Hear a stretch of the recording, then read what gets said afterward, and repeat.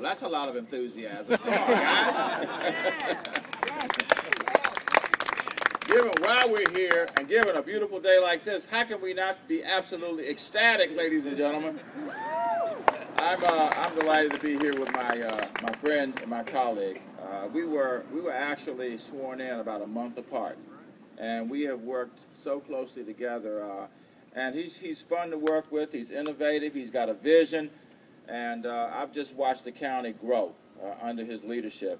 And to have an opportunity now to be here with him today and to work collaboratively on a program is really exciting, not only because of the substance of the program, but because it's him and the dynamic leadership that he has brought and will continue to bring to Prince George's County. So how about a big hand for Ruth Sherman Baker, Prince George's County Clerk.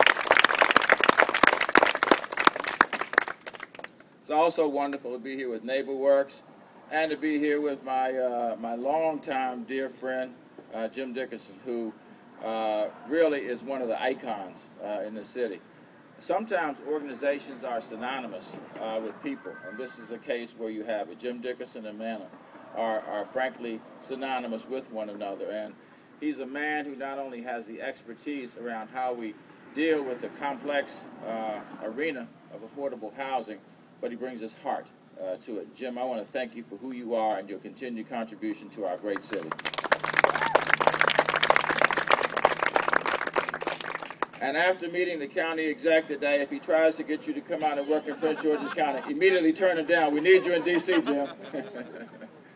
You know, I also want to thank Wells Fargo, because this is a tremendous catalyst, we think, for our housing market here in the city. And what an example it is setting for what we hope other financing institutions will do, both in the county and in the District of Columbia. To be able to say to people that they can get up to $20,000 for a down payment on a home can perhaps not only close the financing gap, it also can close the anxiety gap. Anybody remember, those who are homeowners, remember buying your first home? I can remember buying mine, and boy, the fear of whether I can make this payment, whether this payment is too high, whether they'll foreclose, every anxiety that you could possibly experience, I know I did. And I know that's the sentiments that people often experience. So, you know, we're here at Eden Place, which we dedicated, what, Victor, about 2 months ago? In fact, a number of the homes that are built now weren't even built when we were here. So you can see the progress that's being made. But at $160,000, and I guess they go up to in the twos, $20,000 is a huge contribution to making a home affordable and to being able to create the emotional comfort that we hope will accompany people being able to move into their own home.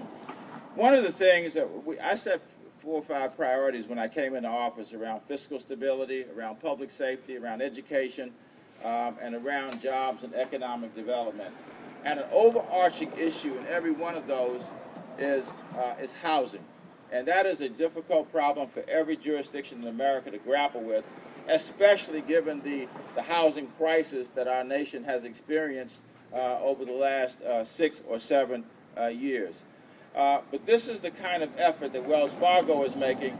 These are the kind of homes that will allow us to restore confidence in America that home ownership is one of the most fundamental goals to which we all ought to aspire. We are working hard to deconcentrate public housing here in the city. One, and often in many cases it brings a concentration of social pathology to neighborhoods. And secondly, it does not result in home ownership. It really results in many instances, people continuing to be dependent year after year after year. This development right here is contributing to our effort to depopulate, deconcentrate Lincoln Heights and Richardson. And frankly, to be able to say to those folks that they may be able to get up to $20,000 to be able to own a home, that will be a wonderful, wonderful investment in them, in their futures, especially the futures of their children, and in the solidity of our communities here in the District of Columbia. And again, let me finish where I started, and that is, there may be a line down there that says Washington, D.C. and Maryland, but that is an artificial line.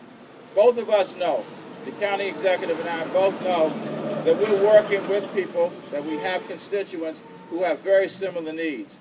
And we both are committed to working effectively together to try to meet those needs. And we both know that affordable housing is the most fundamental issue that we can both address as we try to strengthen our jurisdictions and create more home ownership opportunities for people in Prince George's County and here in the district. So I want to come back and thank Wells Fargo. Thank you, Wells Fargo, for stepping up and being a great corporate citizen. And I can't wait to get on that stagecoach and ride down to the convention center.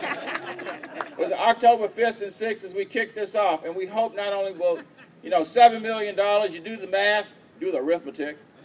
That line, right? It's arithmetic. But in any event, I think that's 300, at least 300, up to 350 loans that can be made, or more perhaps, of $20,000.